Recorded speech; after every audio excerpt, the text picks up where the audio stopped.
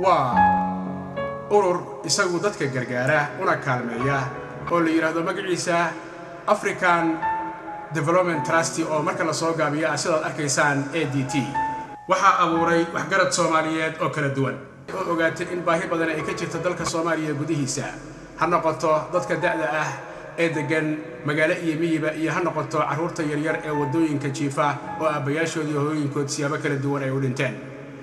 markaas ayay abuureen 2004 hay'adan ADT oo African Development Trust oo gargaar badan iyo waxqabad badan ka sameysay meelo badan oo kamid ah dalka Soomaaliya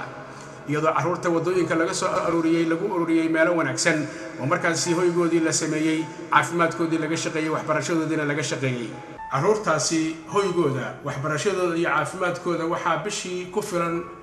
ilaa 20 gini oo ah giniga lacagta wadanka Ingiriiska taasoo u dhiganta 66 bi maalintii dadka kale ee iyagu degan dhinaca miyiga ee ku xoolo beelay abaarta iyo colaadda ku habsatay dalka Soomaaliyana waxqabad xoog leh ay u sameeyeen oo kuwii looda dhaqan jiray loodii ka baabaaday dhowr neef oo loo ayaa loo iibiyay qoyskiiba kuwii arilay ahaana dhowr ari oo neef kadibna waxa dhacday in halkaas noloshooda ay dib uga bilaabeen waxa intaas dheer in African Development Trust ADT ay sameysay qodid ay ceelal ka qoday meelo kala duwan si dadku ay biyo cabaan u helaan iyo kuwa ay wax ku waraabsadaan dhinaca caafimaadkana ADT wax weyn ayay ka qabatay inay la dagaasho cudurro kala duwan oo dadka soo wajahay ha noqoto magaalooyinka iyo miyiga dalka Soomaaliya intaba meel kasta tuulo iyo degmo ayay ugu tagaan ADT dadka si ay gargaar ugu fidiyaan iyadoo waliba dadka qaar oo beeraley ahana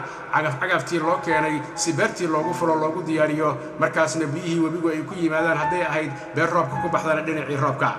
wax la soo koobi kara maaha waxqabadka ADT dad badan oo Soomaaliyeed iyo dad kale oo sadaqaystay ADT-na u marsiiyay runtii waxqabad la yaab leh ayaa halkaas ka muuqda ku dadaala meel kasta aad joogtaan inaad gargaar la yaab leh aad u fidisaan ADT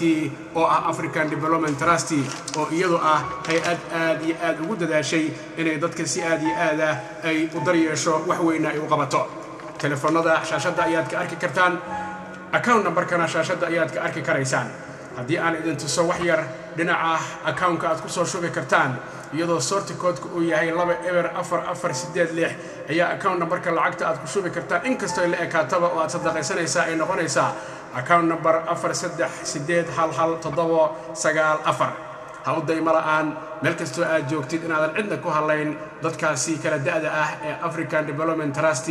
ay taageerada u fidisay adiga ayay ka sugayaan inaad taageerto si ay u gudbiyaan taageeradaas